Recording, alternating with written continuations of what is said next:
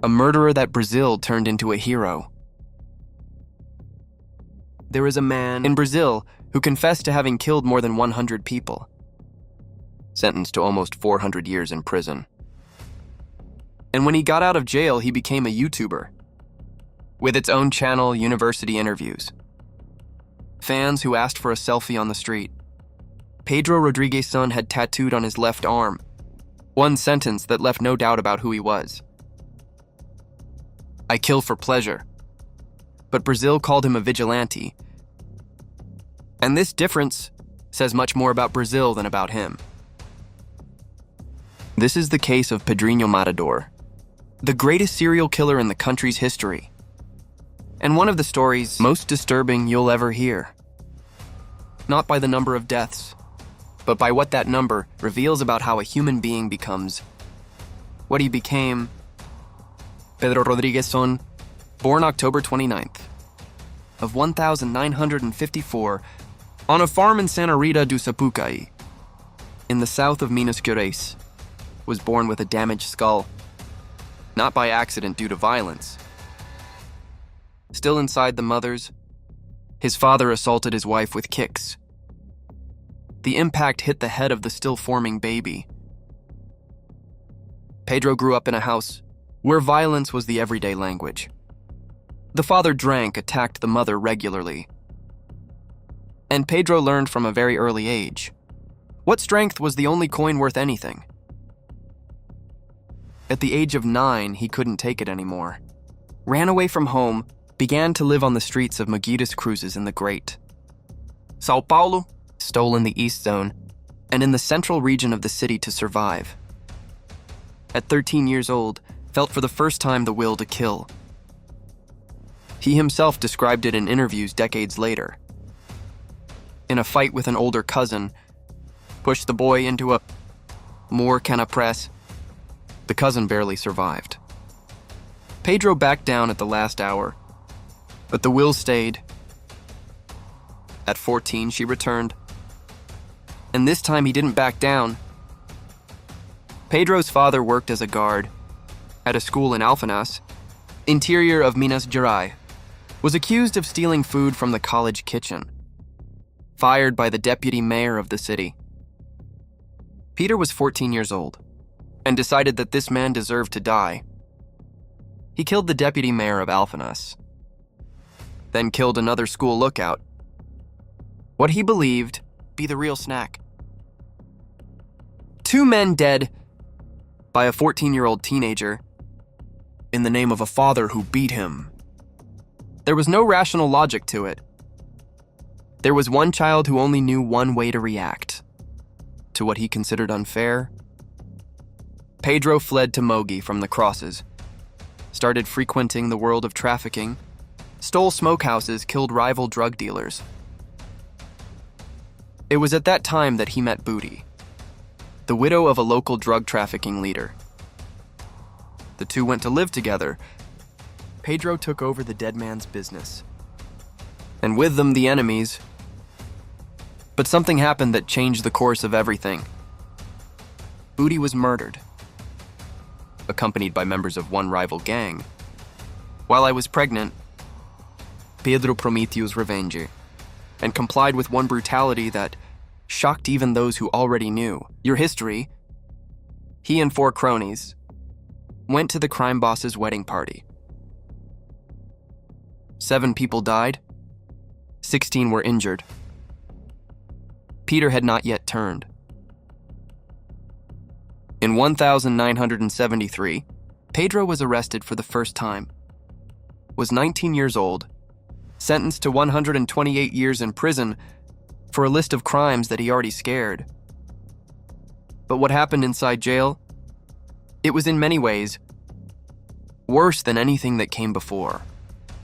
One day your father, Pedro Rodrigues Sr., was imprisoned in the same jail.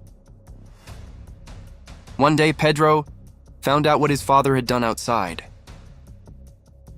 Had killed Pedro's mother with 21 machete strokes.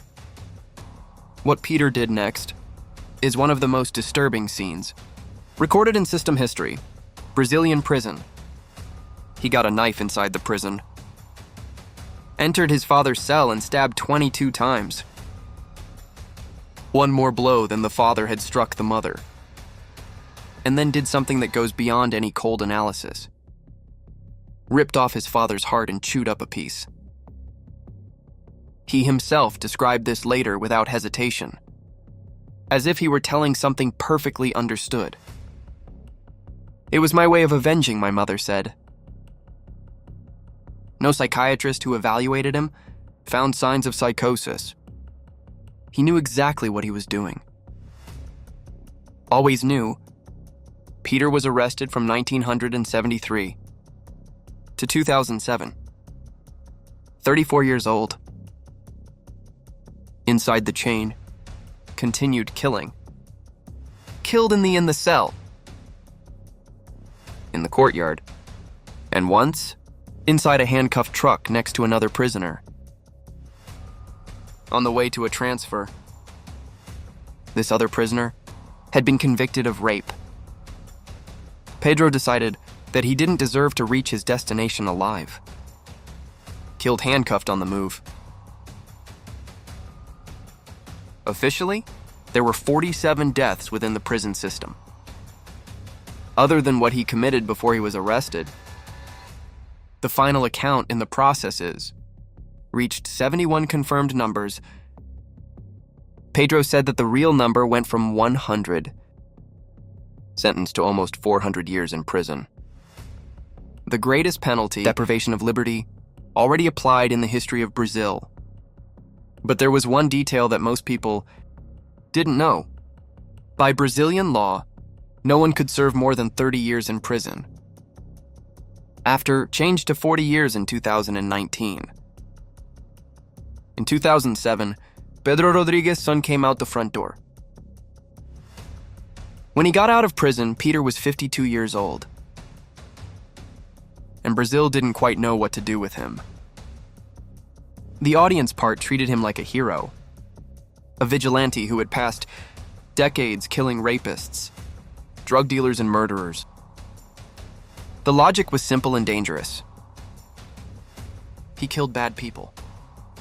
Then Peter converted to Christianity, began to give lectures in churches, created a channel on YouTube called Pedrinho Matador with Jesus, gave interviews, told crimes in rich detail, and laughed sometimes when I remembered. In 2011 was arrested again, accused of inciting and other people's freedom. Served 7 of the 8 years in prison, and left in 2000 for good behavior. Returned to the Magadas crosses, returned to social media, returned to the interviews. On the 5th of March 2023, a Sunday morning, 2 hooded men got out of a car on Rue Jose Rodrigues da Costa, Nautical Garden neighborhood in Mogidas Cruzes, Ed 6 times, and then beheaded Pedro Rodrigues' son with 1 kitchen knife. He died on the spot, was 68 years old. The man who had killed over 100 people was killed in the same way that he had killed so many others. No one has been arrested for the crime to this day. The case of Pedrinho Matador lifts a question that Brazil has never answered with honesty. How a society reacts when a serial killer kills mostly people she also considers disposable. Pedro did not choose random victims, at least not always. Many of their targets were rapist drug dealers, assassins, and that created something very dangerous. One justice narrative. A criminologist, Ilana Cassoy, one of Brazil's greatest authorities on the subject, was direct about it. Pedro Rodrigues' son was not a vigilante, was a man who killed for pleasure, and used the justice narrative as a script. Pedro himself unwittingly confirmed this. When tattooing on the arm, "I kill for pleasure. I don't kill for justice, but for pleasure." Second point. what science says about how Peter became who he was.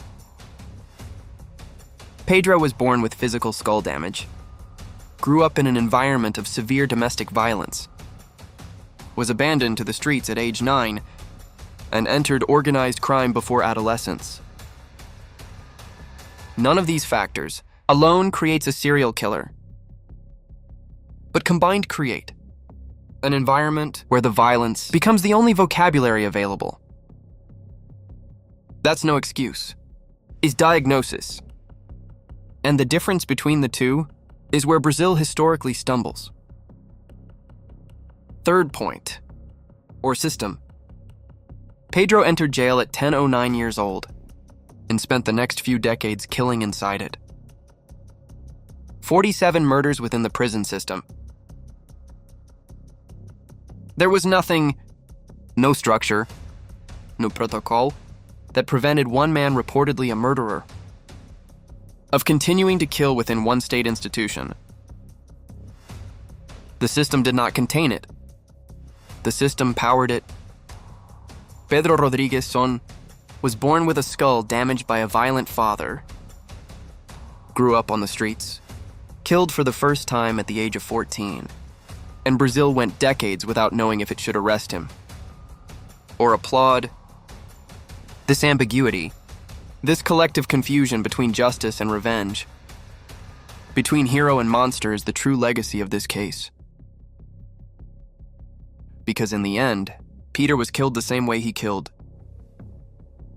No process, without judgment, with no one trapped by death, and somewhere, someone who killed him. Maybe he also sees himself as a vigilante. The cycle did not end with Pedro Rodrigues' son. Never ends. Leave the like and share with someone who needs.